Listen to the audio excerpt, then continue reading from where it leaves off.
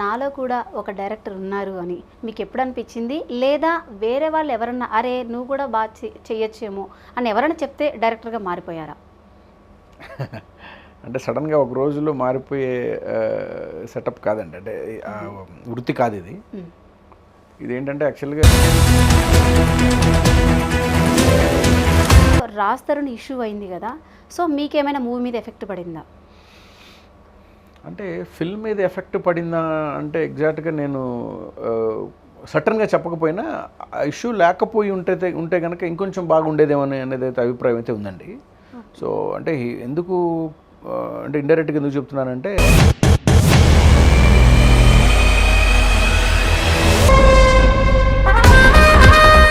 నా బిడ్డ మీద ఏ కళ్ళు పడకూడదు. సో రీసెంట్గా ఈ టాపిక్ వచ్చిందనమాట. సో రాజ్ తరుణ్ లావణ్య అఫైర్ అని చెప్పేసి బయటపడింది. సో మీకు సెట్లో ఎలా అనిపించేది రాజ్ తరుణ్ గారితో ర్యాపు? అంటే నేను నాతో ఎలా అంటే ఒకటండి, సో ప్రజెంట్ ఇంకా న్యూ ప్రాజెక్ట్స్ ఏమైనా ఉన్నాయా? ఇప్పుడు జరుగుతున్నాయి, డిస్కషన్ జరుగుతూ ఉన్నాయి. నెక్స్ట్ చాలా పెద్ద ప్రాజెక్ట్తో మీకు మంచి న్యూస్తోనే ముందుకు వస్తాను ఈసారి. ఓకే.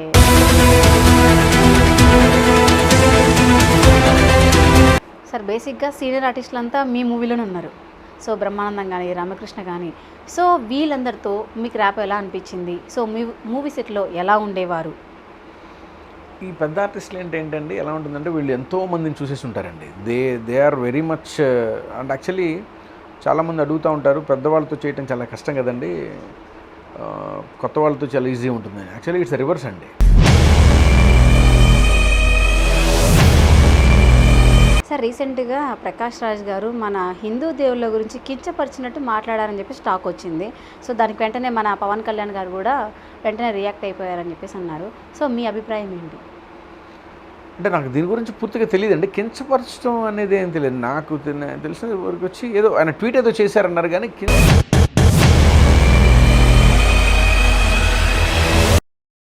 రీసెంట్గా ఒక 6 months బ్యాక్ అనుకుంటాను సార్, ఇలానే బేబీ మూవీ సేమ్ మా దగ్గర చూసి కాపీ కొట్టేసి ఆ మూవీ తీశారని చెప్పేసి మీడియాలో వచ్చిందనమాట.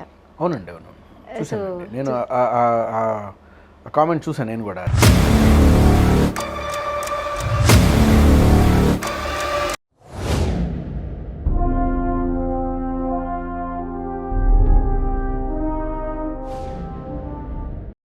సార్ బేసిక్గా సీనియర్ ఆర్టిస్టులు అంతా మీ మూవీలోనే ఉన్నారు. సో బ్రహ్మానందం కానీ రామకృష్ణ కానీ, సో వీళ్ళందరితో మీకు ర్యాప్ ఎలా అనిపించింది? సో మీ మూవీ సెట్లో ఎలా ఉండేవారు? ఈ పెద్ద ఆర్టిస్టులు ఏంటండి ఎలా ఉంటుందంటే వీళ్ళు ఎంతో మందిని చూసేసి ఉంటారండి. They are very much. And actually చాలామంది అడుగుతూ ఉంటారు పెద్దవాళ్ళతో చేయటం చాలా కష్టం కదండి, కొత్త వాళ్ళతో చాలా ఈజీ ఉంటుంది. యాక్చువల్లీ ఇట్స్ రివర్స్ అండి. కొత్త వాళ్ళతో చేయటమే కొంచెం ఇబ్బందిగా ఉంటుంది. వాళ్ళకి ఏంటంటే వాళ్ళకి టెక్నాలజీ తెలియదు, మూడ్ తెలియదు, దానివల్ల మనం కొంచెం చెప్పి చేయించుకుంటూ ఉండాలి. It take some time. ఈ సీనియర్స్కి ఎలా ఉంటుందంటే అంత ఓవర్ ఫీడింగ్ అవసరం లేదు వాళ్ళకి జస్ట్ ఓన్లీ మనకి ఏం కావాలనుకున్న సీన్ ఒకటి ఎక్స్ప్లెయిన్ చేసామంటే మాత్రం మిగతా అన్నీ వాళ్ళకి తెలిసిపోద్ది. ఏ కెమెరా ఎక్కడుంది, ఎప్పుడు చూడాలి, ఆర్టిస్ట్ వైపు ఎప్పుడు చూడాలి, ఎలా తిరగాలి అని చాలా చాలా అద్భుతంగా వాళ్ళ సపోర్ట్ ఉంటుందండి. సో వీళ్ళందరి దగ్గర నుంచి నేను చాలా ఎక్కువ నేర్చుకున్నానని చెప్పొచ్చండి. ఇప్పుడు రామకృష్ణ గారు అయితే షీఈ్ ఎ లెజెండరీ యాక్ట్రెస్ అండి. ఆవిడ గొప్పతనం అంటే నేను షూటింగ్ సినిమాలు చూడటం వేరు, కలిసి పనిచేయటం వేరు. ఎందుకంటే మన సీన్ని ఆవిడ ఎలా ప్రజెంట్ చేస్తున్నారనేది ఇంకెక్కువ దగ్గర నుంచి చూసే అవకాశం కలుగుతూ ఉంటుంది. సో వాళ్ళు తక్కువ వింటారు, తక్కువ రెస్పాండ్ అవుతారు, ఎక్కువ అవుట్పుట్ ఇస్తారు. సో బ్రహ్మాండమైన యాక్టర్స్ అండి. ప్రకాష్ రాజ్ గారు అయితే ఆయన తెలుగు వ్యక్తి కాకపోయినా తెలుగు భాష మీద ఆయనకున్న పట్టు, ఇంకున్న ఇంట్రెస్ట్ అమోఘం అండి. సో పేజీ డైలాగ్ అయినా సరే ఆయన ఒక్కసారి ఇట్లా చూసుకొని పక్కన పెట్టి పొల్లులు పోకుండా ఎక్కడ భాషా దోషాలు లేకుండా అద్భుతంగా డైలాగ్ చెప్పగలిగినటువంటి ఆయన. సో బ్రహ్మానందం గారు అయితే ఆయన చిన్న ఎక్స్ప్రెషన్, ఆయన ఒక కన్నుట లేపితే చాలు మనకి థియేటర్లు మొత్తం నవ్వులు అయిపోతాయి. పురుషోత్తముడు సినిమాలో సెకండ్ హాఫ్లో వచ్చిన ఆయన సీన్ అయితే నాకు చాలామంది వీడియోస్ తీసి పంపించారు. థియేటర్ మొత్తం పెద్దగా నవ్వుకుంటా గొల్లు ఉన్న సీన్స్ అయితే నేను చాలా ఎంజాయ్ చేస్తూ ఉన్నాను. సో ఈ పెద్ద ఆర్టిస్టుల వల్ల ఏంటంటే అండి మనకి ఫిల్మ్కి ఉపయోగపడటమే కాకుండా యాజ్ ఎ డైరెక్టర్గా, రైటర్గా వీ కెన్ లెర్న్ అలాట్. వాళ్ళ దగ్గర చాలా నేర్చుకోవచ్చు. ఓహో ఈ డైలాగ్ని, ఈ అక్షరాన్ని ఇక్కడ ఆపుతారు, ఇక్కడ తీసుకుంటారు. So we can learn a lot అండి. So it's a good experience working with them. Okay sir, రీసెంట్గా ప్రకాష్ రాజ్ గారు మన హిందూ దేవుళ్ళ గురించి కించపరిచినట్టు మాట్లాడారని చెప్పేసి టాక్ వచ్చింది. సో దానికి వెంటనే మన పవన్ కళ్యాణ్ గారు కూడా వెంటనే రియాక్ట్ అయిపోయారని చెప్పేసి అన్నారు. సో మీ అభిప్రాయం ఏంటి? అంటే నాకు దీని గురించి పూర్తిగా తెలియదండి. కించపరచడం అనేది ఏం తెలియదు నాకు. తెలిసిన వరకు వచ్చి ఏదో ఆయన ట్వీట్ ఏదో చేశారన్నారు, కానీ కించపరచడం అనేది కాదు అది నాకు తెలిసి. I gone through. ఆయన పవన్ కళ్యాణ్ గారితో ఏదో అన్నారు, ఆయన మళ్ళీ తిరిగి ఏదో చెప్పినట్టున్నారు. సో అంటే ఒకటండి, everybody have goat their own political views about each and every situation. కొంతమందికి పవన్ కళ్యాణ్ గారు నచ్చొచ్చు, ఆయన కొంతమందికి ప్రకాష్ రాజ్ గారిది నచ్చొచ్చు. బికాస్ అంటే మన ఇండియాలో స్వతంత్రం, వాక్ స్వతంత్రం చాలా అద్భుతంగా ఉంది. సో ఎవరు ఏమైనా మాట్లాడచ్చు. కాదేంటంటే డెలికేట్ సెన్సిటివ్ మ్యాటర్స్ అని ఉంటాయండి. సో దాన్ని ఎవరు ఎంతవరకు మాట్లాడితే అంత అంత అంత అంత బాగుంటుంది అనేది నా పర్సనల్ ఒపీనియన్. ఎందుకంటే చిన్నప్పటి నుంచి వివాదాల జోలికి ఎక్కువ వెళ్ళేవాడిని కాదు. సో మనది కాదు, మనం అవసరం లేదు అన్నప్పుడు దాని గురించి మాట్లాడకపోవడం అనేది బెస్ట్. అలా చెప్పి అన్యాయాన్ని ఎదిరించకుండా ఉండటం అనేది గొప్ప విషయం కాదు. అది ఏదైనా సరే మాట్లాడగలగడం అనేది చాలా గొప్ప విషయం, మాట్లాడాలి. బట్ మనకు తెలియాలి మనం ఎక్కడ లైన్ క్రాస్ అవుతున్నాము, ఎక్కడ లైన్లో ఉన్నామని తెలుసుకొని మాట్లాడితే ఎవరికైనా సరే వినటానికి కానీ చుట్టానికి కానీ బాగుంటుంది. సో నేను అది ఫీల్ అవుతాను. ఓకే, బేసిక్గా డైరెక్టర్ అంటే ఓన్లీ కథ, జస్ట్ ఇలా కథ చెప్పడం, వాళ్ళతో చేయించడం ఉంటుందా, లేదంటే టోటల్గా ముందే అనుభవం అంటే అలా కెమెరా యాంగిల్స్ ఇలా పెట్టాలి, ఒక మ్యూజిక్ గురించి కూడా అన్నీ తెలుసుకున్న తర్వాత డైరెక్టర్ అవ్వాలంటారా, ఏంటంటారు అసలు దీనికి అసలు? అంటే ఎలా ఉంటుందంటే అండి, ఇప్పుడు అన్నీ తెలుసుకొని వంట చేయటం ఒకటి, వంట చేస్తా తెలుసుకోవడం ఒకటి. అయితే ఏంటంటే తెలిసి ఉండటం చాలా మంచిదండి. ఎప్పుడైనా సరే ఇప్పుడు మనకి టెక్నాలజీ చాలా చేతిలోకి వచ్చింది. ఇదివరకు ఏంటంటే ఒక 15 ఏళ్ళ 20 ఏళ్ల క్రితం ఎలా ఉంది అంటే, ఒక దర్శకుడు అవ్వాలి అంటే ముందు ఒక అసిస్టెంట్ డైరెక్టర్గా జాయిన్ అవ్వాలి ఒక డైరెక్టర్ దగ్గర. అతని దగ్గర ఒక 5 సినిమాలో 10 సినిమాలో పనిచేయాలి, నేర్చుకోవాలి. క్లాప్ కొట్టడం ఎట్లాగా, కథ రాయటం ఎలాగా, లెఫ్ట్లు ఎలా ఉంటాయి, రైట్లు ఎలా ఉంటాయి. సో ఇవన్నీ నేర్చుకొని ఆర్టిస్టులతో ఎలా బిహేవ్ చేయాలి, లేకపోతే కానీ కెమెరా యాంగిల్స్ ఏంటి, లైటింగ్ ప్యాటర్న్స్ ఏంటి, దీనికి సంబంధించిన కాస్ట్యూమ్స్ ఏంటి, బ్యాక్గ్రౌండ్, ఇవన్నీ నేర్చుకోవడానికి ఉపయోగపడేది. ఇప్పుడు టెక్నాలజీ వచ్చిన తర్వాత మీరు అవెంజర్స్ ఎలా తీశారనేది మొత్తం మీకు హ్యాపీగా ఫోన్లో తెలిసిపోతూ ఉంటుంది. RRR ఎలా జరిగింది అనేది మీకు మొత్తం డైరెక్టర్స్, టెక్నీషియన్స్ మాట్లాడుతూ ఉంటారు. సో ఒకప్పుడులాగా డైరెక్టర్ వెనక కూర్చొని అన్నీ నేర్చుకోవాల్సిన అవసరం ఇప్పుడు దాదాపుగా లేదండి. సో అసిస్టెంట్ డైరెక్టర్ అనే అతను ఎవరో డైరెక్టర్ దగ్గర కలిసి 2-3 ఏళ్ళు లేకపోతే 10-15 ఏళ్ళు లేకపోతే 4 సినిమాలకు చేయాల్సిన అవసరం లేదు. బట్ ఒక కల్చర్ నేర్చుకోవడానికి అవుతాం 1-2 సినిమాలు చేస్తే తప్పేం కాదు. కానీ తెలుసుకోవటం అనేది అయితే మాత్రం మనకు చాలా ఉపయోగపడుతుందండి. ఇప్పుడు డైరెక్టర్ అనేవాడికి కెమెరా యాంగిల్స్ గురించి తెలియాలా మీరు అన్నారు. ఇప్పుడు ఎలా ఉంటుంది అంటే అండి, ఒక డైరెక్టర్ అనే అతనికి కెమెరా గురించి, కెమెరా లెన్సుల గురించి, యాంగిల్ గురించి తెలిసిందనుకోండి, తనకి ఏం కావాలో క్లియర్గా డిఓపితో చెప్పగలిగి డిస్కస్ చేసుకొని చేయగలుగుతాడు. లేకపోయినా కూడా డిఓపికి నేను ఇలా అనుకుంటున్నాను అన్నప్పుడు అతని అనుభవంతో అతను కెమెరాలో మంచి యాంగిల్ సెట్ చేస్తాడు. 2 వర్కౌట్ అవుతాయి. మనకి అన్ని పూర్తిగా తెలియాల్సిన అవసరం కూడా ఏం లేదు. డైరెక్టర్ అనేవాడికి అన్ని విభాగాల మీద విపరీతమైన పట్టు ఉండాల్సిన అవసరం లేదు. అందుకనే పట్టు ఉన్న వాళ్ళని పెట్టుకుంటాం. ఇప్పుడు కాస్ట్యూమ్ ఉంటుంది, నాకు ఎలా కట్ చేయాలో, ఎలా కుట్లేయాలో నాకు తెలియకపోవచ్చు. ఒక కాస్ట్యూమర్ ఉంటాడు. ఇప్పుడు ఒక హీరోయిన్ వచ్చింది, ఇప్పుడు మీకు ఆ షర్ట్ కావాలి, నేనేమంటా నాకు వైట్ షర్ట్ మీద బ్లాక్ స్ట్రైప్స్ ఉన్న షర్ట్ కావాలని చెప్పేస్తా. అతను ఎలా దాన్ని అద్భుతంగా ఎలా చేయాలని తీసుకొచ్చి నా ముందుకే చూపిస్తారు. ఇట్లాగా ఒక బాగుంది, కొంచెం పొడుగైందండి, కొంచెం షార్ట్ చేయండి అని చెప్తా. అది చెప్పగలగాలి. అది కనీసం ఆ జడ్జిమెంట్ మన దగ్గర ఉండాలి డైరెక్టర్గా. అలా అని చెప్పి మనకు పూర్తిగా తెలుసుకోవాల్సిన అవసరం లేదు. ఈ కట్ ఉండాలి, కాలర్ రెట్ ఉండాలి, లేకపోతే ఈ క్లాత్ వాడండి, ఇవన్నీ తెలుసుకోవాల్సి అంటే తెలియకపోయినా కూడా నష్టమే లేదు. కాకపోతే టీం చాలా ఇంపార్టెంట్ అండి. యాక్చువల్గా యాజ్ అ డైరెక్టర్ అంటే సినిమా అంటే మనం ఏం చూస్తున్నాం, ఏం వింటున్నాం అనేది సినిమా. వినేది చూసేది 2 కలిపితేనే సినిమా. సో వినేది అంటే డైలాగులు, మ్యూజిక్ వింటారు సినిమాలో. చూసేది డిఓపి, కెమెరామెన్ ఏదైతే చూపిస్తున్నాడో దాన్ని చూస్తారు. సో కాబట్టి మనకి బ్యాక్గ్రౌండ్ మ్యూజిక్ డైరెక్టరు, కెమెరామెను ఒక సినిమాకి చాలా పర్ఫెక్ట్గా ఉండాలి, బాగుండాలి. దాంతోపాటుగా ఈ సబ్ కంటెంట్స్ ఉంటాయి, మాటలు, కాస్ట్యూమ్స్, బ్యాక్గ్రౌండ్, లుక్స్, ఇవన్నీ తెలుసుకోవటం వల్ల ఏంటంటే మనకు ఉపయోగం ఉంటుందండి. సో తెలిస్తే మంచిది, తెలియకపోయినా కూడా మంచిదే. ఓకే సార్, అల్లు అర్జున్ గారితో మూవీ తీయాలి అని చెప్పేసి ఒక డిస్కషన్ జరిగింది. సో మళ్ళీ క్యాన్సిల్ అయిందని చెప్పేసి అని అంటున్నారు. అది ఎంతవరకు నిజం ఎవరు సార్? నాదా? మీరే అల్లు అర్జున్ గారితో మూవీ తీయాలి, సో ఇలా డిస్కషన్ నడిచిందంట. సో మళ్ళీ అది క్యాన్సిల్ కూడా అయిపోయింది చెప్పేసి అనుకుంటున్నారు. అది ఎంతవరకు నిజం? అల్లు అర్జున్ గారు కాదండి, అది మెగా ఫ్యామిలీలో ఒక హీరో. కానీ అల్లు అర్జున్ గారు ఇప్పుడు ఆయన హీ వాజ్ ఇంటర్నేషనల్ స్టార్. ఆయన కచ్చెప్పి అదృష్టం వస్తేనే చాలా అనుకునే సిచ్యువేషను. ఆయనతో ఒక సినిమా చేయాలి అనే డిస్కషన్ కానీ ఆయనతో జరిగింది. మెగా ఫ్యామిలీలో ఒక హీరోతో డిస్కషన్ జరిగింది. సినిమా ఆఫీస్ ఓపెన్ చేసి సినిమా అనౌన్స్ చేసే టైంకి కొన్ని కారణాల వల్ల ఆగిపోయింది. కానీ నాట్ అల్లు అర్జున్ అండి. ఓకే, ఇప్పుడు కొత్తగా రాబోయే డైరెక్టర్లకు మీరు ఇచ్చే ఒక మంచి మెసేజ్ సార్? అంటే మెసేజ్ ఇచ్చేంత పెద్ద గొప్ప డైరెక్టర్నే, అంత పెద్ద మనిషినే కాదు కానివ్వండి. ఇప్పుడు వాళ్ళకి అంటే వాళ్ళకి తెలుసండి, they know how to do. But ఏంటంటే అందరికి చాలామంది నన్ను కలుస్తున్న అందరి దగ్గర కామన్గా నేను వింటున్నది ఏంటంటే how to approach the producers. Sir హీరోని కలవాలా, మేము ప్రొడ్యూసర్ని కలవాలా అనే ఒక క్వశ్చన్ వాళ్ళ దగ్గర రేజ్ అవుతూ ఉంటుంది. సో ఫిల్మ్ మేకింగ్కి సినిమా ఒక పట్టాలెక్కడానికి ఒక రూల్ ఏం లేదండి. సో నేను వాళ్ళకి పెద్ద సలహా ఇవ్వలేను కానివ్వండి, హోంవర్క్ కనుక చాలా బాగా చేసుకోగలిగితే ఫస్ట్ పాయింట్. రెండో పాయింట్ ఏంటంటే నేను ముఖ్యంగా నాకున్న అనుభవంలో నేను చూసిన మొట్టమొదటి సమస్య ఫిల్మ్ నరేషన్ అండి. కథని చెప్పడంలో చాలామంది విఫలమవుతారు. సో కథ చెప్పడం నేర్చుకోవాలి బాగా. నాకు తెలిసిన ఒక డైరెక్టర్కి, కాబోయే డైరెక్టర్కి అవుదాం అనుకున్న అతనుకి దిల్ రాజు గారు లాంటి ఒక పెద్ద ప్రొడ్యూసర్తో ఒక అరగంట సమయం స్పెండ్ చేసే టైం వచ్చింది ఒక అతనికి. కొన్ని సంవత్సరాల క్రితం సంఘటన ఇది. అతను మొత్తం కథ ప్రిపేర్ అయ్యాడు, ఒక 1 hour కథ చెప్పాలని. దిల్ రాజు గారు అన్నారట, నా ముందు ఒక 5-10 నిమిషాల్లో చెప్పండి అన్నారు. ఇతను చెప్పలేకపోయాడు. లేదండి నాకు ఒక అరగంటనే ఇవ్వండి అంటున్నాడు, కానీ ముందు కథని ఆ 10 నిమిషాల్లో చెప్పలేకపోయాడు. తర్వాత అది పట్టాలెక్కలేదు.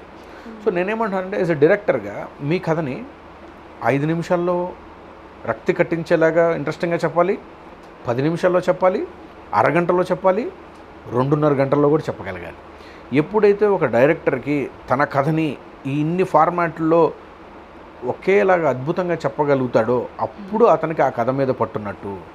సో కాబట్టి చాలామంది ఈ టైప్ ఆఫ్ ప్రాబ్లమ్ని ఎదుర్కొంటూ ఉన్నారండి. బుక్లో రాసుకుంటారు, బుక్ మీద రాసుకున్నంత నోటులోకి రాదు, బ్రెయిన్లోకి ఉండదు. కొంతమంది పుస్తకాన్ని చూసి కథ చెప్తూ ఉంటారు. కొంతమంది సీన్లు మర్చిపోయి, సార్ నేను ఒక సీన్ చెప్పడం మర్చిపోయానండి మీకు, అప్పుడు ఫస్ట్ హాఫ్లో అట్లా అంటూ ఉంటారు. దానివల్ల ఏమైందంటే డిస్కనెక్ట్ అవుతూ ఉంటాం.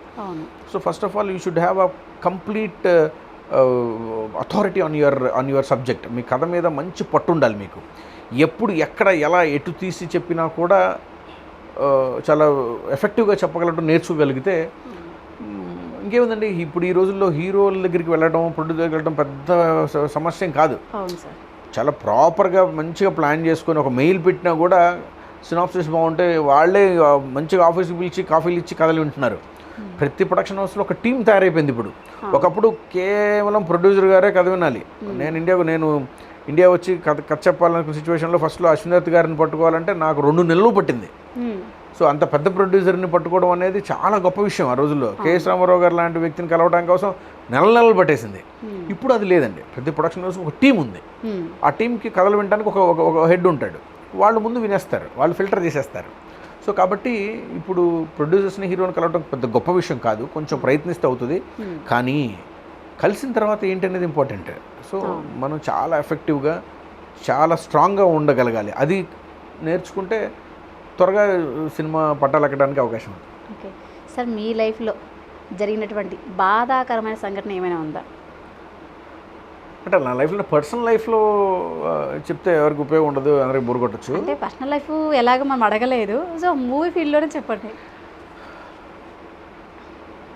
అంటే బాధ అంటే అండి, ఇప్పుడు అది నేను ఎగ్జాక్ట్లీ ఒకటి పిక్ చేయలేకపోతున్నాను.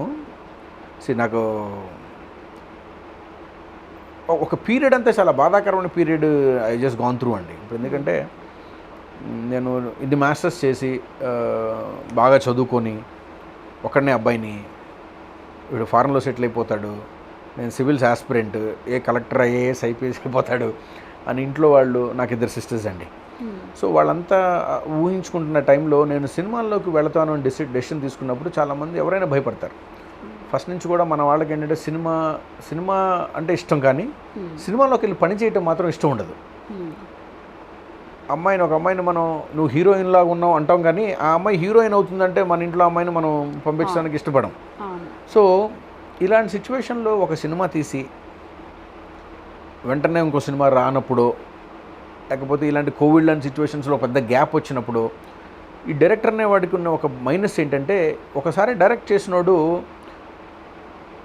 ఇంకో దాంట్లోకి వెళ్ళలేడు. ఇప్పుడు మంచి BMW రిపేర్ చేయడం మీకు వచ్చండి, అలాంటి వ్యక్తిని తీసుకొచ్చి టీవీఎస్ మోపెడ్ రిపేరింగ్ షాప్లో పెట్టగలుగుతామా? పెట్టలేము. వాడి టాలెంట్కి అది సరిపోదు, చిన్నదిగా ఉంటుంది. అలా అని చెప్పి అతనికి పైకి వెళ్ళటానికి అవకాశం ఉందంటే ఒక్కోసారి అవకాశం ఉండదు. So it's difficult situation for any director who stops for a while. అతను ఒక సినిమా చేసి ఆగిపోయిన తర్వాత చాలా కష్టమైన సమయాన్ని అతను వెళ్తాడు. సో అలాంటి టైం ఇప్పుడు నాకు ఆకతాయికి పురుషోత్తముడికి చాలా I took a long time. 4-5 ఏళ్ళు గ్యాప్, చాలా గట్టి గ్యాప్ వచ్చేసింది. దానికి 100 కారణాలు ఉండొచ్చు, కానీ మనకి బయట ప్రపంచానికి అదంతా అవసరం ఉండదు. నేను ఈ 2 సినిమాల మధ్యలో ఒక 2 సినిమాలు ఓపెన్ చేశాను, అవసరం లేదు. 2 ఏళ్ళు కరోనా వచ్చి ఇంట్లో కూర్చున్నాము, అది అవసరం లేదు. బట్ ఆ గ్యాప్ కనబడుతూ ఉంటుంది. డౌన్ ద లైన్ ఒక 10 ఏళ్ల తర్వాత వెనక్కి తిరిగి తీసుకుంటే నీకు ఎందుకు ఇంత గ్యాప్ తీసుకున్నావు అని అడుగుతారు. తీసుకోలేదు, వచ్చింది. అది అల్లు అర్జున్ గారి డైలాగ్ లాగా అది మనం ఒకసారి వస్తుంది. ఈ టైంలోనే మనం చాలా స్ట్రాంగ్ ఉండాలండి. సో కాబట్టి బాధాకరమైన సంఘటన కాదు, కానీ చాలా painful time which I gone through. చదువుకొని ఉద్యోగం చేయగలిగిన అవకాశం ఉండి, ఆల్రెడీ ఒక సినిమా తీసి డైరెక్టర్గా పేరుండి, మనం ఇంకో సినిమా ఇమీడియట్గా చేయలేక, కిందకి వెళ్ళి ఉద్యోగం చేసుకోలేక మధ్యలో నలిగిపోయే టైం ఉంటుందండి. అది అర్థం చేసుకునే మనుషులు మన చుట్టూ ఉంటే ఇబ్బంది ఏమి ఉండదు. లేకుండా ఏదైనా సూట్పోటు మాటలు అనే మనుషుల మధ్యలో ఉన్నా, లేకపోతే మనమే విసుగుపోయినా చాలా నరకంలాగా అనిపిస్తూ ఉంటుంది. లక్కీగా నేను అంత డిప్రెషన్లోకి వెళ్ళలేదు, కానీ but I know what I can do. నేను భవిష్యత్తులో త్వరలోనే సినిమా చేస్తాననే నమ్మకం నాకు చాలా ఉండబట్టి నేను ఎప్పుడు అంత డిప్రెషన్లోకి వెళ్ళలేదు. కానీ అయితే ఆ టైం మాత్రం ఖాళీగా ఉండటం అనేది మాత్రం చాలా పెయిన్ఫుల్గా అనిపించేది నాకు. సో అదొక్కటి మాత్రం బాధాకరమైన విషయం. కోవిడ్ టైంలో అయితే మాత్రం నేను చాలా బాధపడ్డాను. హ్యాపీయెస్ట్ మూమెంట్ ఏముంది సార్ మరి? హ్యాపీయెస్ట్ మూమెంట్ అంటే ఇప్పుడు ఫిల్మ్ రిలీజ్ అయిన తర్వాత కానివ్వండి, ఇప్పుడు మనకు వచ్చే రివ్యూస్ ఉంటాయి. ఇప్పుడు పురుషోత్తముడు అనే సినిమా వచ్చిన తర్వాత నాకు వచ్చిన కాల్స్లో కొంతమంది కన్నీళ్లు పెట్టుకొని మాట్లాడుతూ ఉంటే నేను ఇంత ఫీల్ అవ్వలేదేమో అనిపిస్తూ ఉంటుంటే కొంతమంది ఫోన్ చేసి కన్నీళ్లు పెట్టుకొని మాట్లాడుతాను, సార్ నేను చాలా అనిపించింది సార్, ఇట్లాగా నాకు ఒళ్ళు గొగురు పొడిచింది సార్ ఇది నాకు అని చెప్పి వీళ్ళు మాట్లాడుతూ ఉంటే నాకు ఒక్కోసారి నాకే చాలా అద్భుతమైన ఫీలింగ్ అనిపించిందండి. ఇలాంటి ఫోన్ కాల్స్ నేను కనీసం ఒక 20-30 కాల్స్ తీసుకొని ఉంటాను, కానీ 100 కాల్స్ మాట్లాడాను నేను. కొన్ని వేల మెసేజెస్ వచ్చినాయి, కానీ ఒక 10-15 కాల్స్, ఒక 4-5 కాల్స్ అయితే మాత్రం నాకే కళ్ళ ముందు నీళ్ళు వచ్చేసినాయి. ఇంత ఫీల్ అవుతారా, ఒక ఫిల్మ్ని ఇంత గుండెల్లోకి తీసుకుంటారా, ఇంత ఆలోచిస్తారా అని చాలా అద్భుతంగా అనిపించిందండి. సో అలాంటివి వింటున్నప్పుడల్లా మనకి ఇప్పుడు మన పిల్లల గురించి ఎవరైనా గొప్పగా పొగుడుతుంటే మనకి ఎంత ఆనందంగా ఉంటుంది. మన ఇంట్లో వ్యక్తుల గురించి ఎవరైనా గొప్పగా అవార్డు తీసుకుంటే మనకి ఎంత ఆనందం. అలా మన సినిమా గురించి మాట్లాడుకుంటున్నా, అన్న ఈ డైలాగ్ అద్భుతంగా ఉందన్న, చాలా బాగా రాశారన్న అంటున్నా కూడా సో రియల్ అప్రిషియేషన్ అండి. Director only want one thing, అతని వర్క్ని అప్రిషియేట్ చేస్తే చాలు. డైరెక్టర్స్ యూజువల్గా డబ్బును కోరుకోరండి. యాక్చువల్గా ఆ మెంటాలిటీ ఉన్నవాళ్ళు, మీరు ఎడిటర్ని తీసుకోండి, డబ్బుల కోసం కక్కుర్తుపడే డైరెక్టర్లు 99.9% మంది ఉండరు, ఎక్కడో 1% ఉంటారు. సో అప్రిషియేషన్ కోరుకుంటారు. సో కాబట్టి నాకు ఈ అప్రిషియేషన్ చాలా ఆనందాన్ని ఇచ్చిందండి. సో ఇది ఇంకా భవిష్యత్తులో కంటిన్యూ చేయాలని ఇంకా డిసైడ్ అయ్యాను. సార్ డైరెక్టర్లు కూడా నిజాయితీగా ఉండే వాళ్ళు కూడా ఉండొచ్చు మేబీ. సో అప్పుడప్పుడు నేను విన్నా అనమాట. ఎలా అంటే డైరెక్టర్ అంటే డైరెక్టరే, కానీ వీళ్ళు ఏం చేస్తారంటే పక్కన స్టోరీస్ తీసుకొని కొనడం ఇవన్నీ జరుగుతుంటాయి, మేమే డైరెక్టర్ అని చెప్పి చెప్పుకుంటుంటారు. సో ఎంతవరకు నిజం సార్ అది? ఇప్పుడు బాహుబలి ఉందండి, బాహుబలి డైరెక్టర్ ఎవరండి? రాజమౌళి. అది ఎవరు రాశారండి దాన్ని? మేమైతే అతనే అనుకుంటాం కదా సార్. ఇక వాళ్ళ ఫాదర్ అండి, వాళ్ళ ఫాదర్. ఓకే, విజేంద్ర ప్రసాద్ గారు. అంటే కథలు కొనడం అనేది ఇప్పుడు మీరు పాత వెనక ప్రొడ్యూసర్ డైరెక్టర్కి వెళ్ళి చూస్తే డైరెక్ట్ చేసిన రాఘవేంద్రరావు గారు కావచ్చు, లేకపోతే మీరు చెప్పిన దాసనారాయణ గారు కావచ్చు, కోదండరామరెడ్డి గారు కావచ్చు, అన్నీ వాళ్ళ కథలే ఉండవండి. బయట కథలే బయట కథలు కొనుక్కొని తీసుకోవచ్చు. ఇప్పుడు సపోజ్ 10 మంది డైరెక్టర్లు ఉన్నారండి, 10 మంది డైరెక్టర్లు వాళ్ళే కథలు రాసుకొని చేస్తున్నారు. ఇంకా రైటర్లు ఏమైపోతారు? ఉండాలి. సో కాబట్టి కథలు అంటే దొంగతనం చేయటం తప్పు, పక్కనోడు కొట్టేసి నా కథ అని ప్రొజెక్ట్ చేసుకొని అది వాదించడం తప్పు. కానీ రైటర్లు కథ, ఇప్పుడు రైటర్లు అనేవాళ్ళు ఇప్పుడు చాలా తగ్గిపోతున్నారండి. ఇప్పుడు మనకి ప్రాపర్ క్వాలిటీ రైటర్స్ లేరు. సో కాబట్టి మనం we should appreciate writers, we should encourage proper writers. మంచి టాలెంట్ ఉన్న రైటర్స్ దొరకరు. ఇప్పుడు ఇప్పుడు పురుషోత్తముడు అనే సినిమాకి మీరు చూసే కథ, స్క్రీన్ ప్లే, మాటలు, దర్శకత్వం రాంభీమనానే ఉంటుంది. ఎందుకు మీరు రైటర్ల గురించి శుద్ధులు చెప్తున్నారు, మీరు ఎందుకు రైటర్లు తీసుకోలేదు? నేను దగ్గర 10-15 మంది రైటర్లని నా పరిధిలో, నా బడ్జెట్లో ప్రయత్నించానండి. అయితే ఎప్పుడైతే డైరెక్టర్కి మనసుకి, అతని కథకి, అతని టాలెంట్కి తగ్గట్టుగా రైటర్లు కనుక లేకపోతే వాడు అనుకున్న కథ కాకుండా ఇంకో కథ వస్తుంది, అతను ఊహించిన దానికన్నా వేరే దానిలోకి వెళ్తుంది. అయితే మొత్తం తన మీద వేసుకొని చేసుకోవాలి, లేదా తనకన్నా తెలివైన రైటర్తో ముందు జర్నీ చేయాలి. సో నేను అంతమంది రైటర్ని చేసినా కూడా నాకు ఎక్కడ నేను ఇంప్రెస్ అవ్వలేకపోయాను నేను. So I thought okay let's do it. ఎందుకంటే మాకున్న చిన్న బడ్జెట్, చిన్న డైరెక్టర్గా నేను ఒక పెద్ద రైటర్కి వెళ్ళే సిచ్యువేషన్ నాకు లేదు. అందరికి లక్షలు ఇచ్చుకునే స్తోమత ఆ సినిమాకి అప్పటికి లేదు. సో కాబట్టి మొత్తం నేనే చేసుకున్నాను. కాబట్టి డైరెక్టర్లు పక్క వాళ్ళ కథలు, వేరే వాళ్ళ కథలు తీసుకొని చేయటం అనేది చాలా మంచి పద్ధతి. అలా చేస్తే ఇంకా చాలా కొత్త కథలు వస్తాయి. ఇప్పుడు నా కథలే రాస్తున్నాను అనుకోండి. ఇప్పుడు యాజ్ అ రామ్ భీమన నాకంటూ ఒక టేస్ట్ ఉంటుంది. నేను చాలా కమర్షియల్ యాక్షన్ ఫిల్మ్స్ ఇష్టపడతాను. నన్ను మీరు తిట్టినా కొట్టినా నాకు నా బ్రెయిన్లోంచి ఆ ఫార్మాట్ ఉన్న కథలే మోస్ట్లీ వస్తాయి, కొంచెం అటు ఇటుగా వస్తాయి. అదే మీ దగ్గర ఒక కథ ఉంది, మీ లైఫ్ స్టోరీ ఒకటి ఉంది, చాలా అద్భుతంగా ఉండొచ్చు. మీరు నాకు చెప్పారనుకోండి, అరే ఇది భలే కొత్తగా ఉంటుంది అని చెప్పి నేను ప్రయత్నించడానికి అవకాశం ఉంటుంది. సో కాబట్టి పక్కన వాళ్ళ కథలు తీసుకొని చేయటం అనేది తప్పేం కాదు, కొనుక్కొని తీసుకొని చేసుకోవడం తప్పేం కాదు. అయితే వాళ్ళ క్రెడిట్స్ కూడా ఇవ్వాలి, అది ఇంపార్టెంట్ అండి. అయితే రీసెంట్గా ఒక 6 months బ్యాక్ అనుకుంటాను సార్, ఇలానే బేబీ మూవీ సేమ్ మా దగ్గర చూసి కాపీ కొట్టేసి ఆ మూవీ తీశారని చెప్పేసి మీడియాలో వచ్చిందనమాట. అవునండి, అవును, నేను కామెంట్ చూసాను నేను కూడా దాని గురించి. దాన్ని ఇంటర్వ్యూ చేద్దామని కూడా నేనే అనుకున్నా. సో ఆ రోజు నా దగ్గరకు వచ్చారు, వాళ్ళు అడిగారు అనమాట. సో ఇలా కూడా ఉంటుందా అనిపించింది అనమాట. అందుకే ఇప్పుడు మిమ్మల్ని క్వశ్చన్ చేశాను. అయితే అదేనండి, ఇప్పుడు కథలు మనం ఇందాక మాట్లాడుకున్నట్టుగా కథలు చాలా తగ్గిపోయినాయండి. డిఫరెంట్ టైప్స్ ఆఫ్ స్టోరీస్ రావడం చాలా తగ్గిపోయింది. ఎట్లయితే యూఎస్లో ఒక 4-5 జానర్స్కే పరిమితం అవుతున్నారు, తిప్పి చేస్తూ ఉంటారు అనుకున్నామో, మనకు కూడా మెల్లగా డైల్యూట్ అవుతూ వస్తున్నారు, ఒక విభిన్నమైన కథలు రావడం తగ్గిపోతూ ఉంది. అలాంటప్పుడు ఏం జరుగుతుందంటే అంటే కథలు లేకపోవడం, దొంగతనం చేశారా లేకపోతే దాన్ని ఇన్స్పైర్ అయ్యారా, ఇన్ఫ్లుయెన్స్ అయ్యారా అన్నది డిపెండ్స్ ఆన్ దేర్ బోత్. వాళ్ళిద్దరికి మధ్యలో ఎంతవరకు ట్రాన్సాక్షన్స్, ఎంతవరకు పరిచయం ఉంది, వాళ్ళిద్దరి మధ్యలో ఏమి జరిగినాయి అనే దాన్ని బట్టి డిసైడ్ అవ్వగలుగుతాం. కానీ ఆ పర్టికులర్ మీరు చెప్పిన విషయంలో ఏం జరిగిందనేది మనకు పూర్తిగా మనం బయట నుంచి చెప్పలేకపోవచ్చు. కానీ అయితే everything is a copy of a copy అంటారు. హాలీవుడ్లో ఒక ప్రోవర్బ్ ఉంది. అంటే ఏది సినిమా మొత్తం పర్ఫెక్ట్గా ఎక్కడ ఇన్ఫ్లుయెన్స్ అవ్వకుండా వచ్చే సినిమాలు చాలా దాదాపు అరుదండి. ఎక్కడో ఇన్ఫ్లుయెన్స్ అవ్వటము, ఎక్కడ పేపర్లో చూడటము, ఎవడో చెప్తే వింటము, ఎక్కడో చోట మనం ఇన్ఫ్లుయెన్స్ అవుతూ ఉంటాం. ఇన్ఫ్లుయెన్స్ అవ్వడం వరకు ఓకే. కాపీ కొట్టి యాస్టీస్గా కథ మొత్తం లిఫ్ట్ చేసి దాన్ని ప్రొజెక్ట్ చేయడానికి ట్రై చేస్తూ ఉంటే, దాని మీద డబ్బులు పెట్టి పోగొట్టుకుంటూ ఉంటే చాలా అది ఇబ్బంది కనిపిస్తుంది. మీరు ఎందుకు ఇప్పుడు పురుషోత్తముడు అనే ట్రైలర్ రిలీజ్ చేయగానే నన్ను చాలామంది అడుగుతున్న ప్రశ్న ఏంటంటే, మీ సినిమా మహర్షి ఇలా ఉంది, ఇంకోటి ఏంటి మహేష్ బాబు గారి సినిమాలు 2-3 సినిమాలు కోట్ చేసేసారు. నేను ఒక్కరికి చెప్తా ఉన్నాను, నేను సినిమా చూసిన తర్వాత మాట్లాడండి. సినిమా చూసిన తర్వాత అందరూ అప్రిషియేట్ చేశారండి. సినిమా చూసిన వాళ్ళందరూ ఓహో మేము చాలా తెలివిగా చేశారండి మీరు, మేము ఓహో ఇది ఇట్లా జరగబోతున్న టైంకి వేరే జరుగుతుందండి. We may influence some times,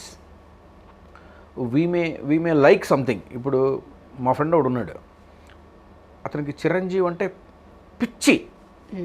వాడు తెలియకుండా నడుస్తున్నా కూడా వాడు తెలియకుండా చిరంజీవిలాగా నడుస్తుంటాడు. మేబీ ఒక వ్యక్తిని విపరీతంగా ఇష్టపడితే అది అనుకోకుండానే ఫాలో చేస్తుంటారు. ఇప్పుడు నాకు కె విశ్వనాథ్ గారు అంటే విపరీతమైన ఇష్టం అనుకోండి, నా కథల్లో ఎక్కడో ఆయన తాలూకు ప్రభావం కనబడుతూ ఉంటుంది. సో నాకు మాటలు చాలా ఇష్టం అండి నాకు. నా సినిమా చూసిన తర్వాత పురుషోత్తం చాలామంది మీరు త్రివిక్రమ్ లాగా ఈ డైలాగ్ త్రివిక్రమ్ గారు లాగా రాశారు, ఈ పంచ్ ఇలా వేశారు అని అంటారు ఆబ్వియస్లీ. సో కాబట్టి మనం చూసుకోవాల్సింది ఏంటి అంటే కొత్త కథలను ఎన్నుకోవాలి. ఈ కాపీ అనేది ఒక్కోసారి మనకు తెలియకుండా మన మీదకి వచ్చి పడతా ఉంటుంది. దాన్ని ఒకసారి 1-10 సార్లు చూసుకొని నిజంగా మన దానిలాగా పోలుతుందా లేదా, కొత్తగా చెప్పగలుగుతామా అని చూసుకుంటే మనకి దాంట్లోంచి బయటపడే అవకాశాలు ఉంటాయి. Okay, anyway thank you sir, thank you so much. అలా మేము పిలవచ్చాము, వెంటనే మీరు వచ్చారు, ఇంటర్వ్యూ ఇచ్చినందుకు thank you so much sir. Thank you so much అండి, థ్యాంక్ యూ. చూసారు కదా అండి, మన ఈరోజు డైరెక్టర్ రామ్ భీమన్ గారితో మంచి ముచ్చట్లు పెట్టాము. సో అలాగే నెక్స్ట్ ఇంటర్వ్యూతో మరొక ఎపిసోడ్తో మీ ముందుంటా. నేను మీ శిల్పారెడ్డి.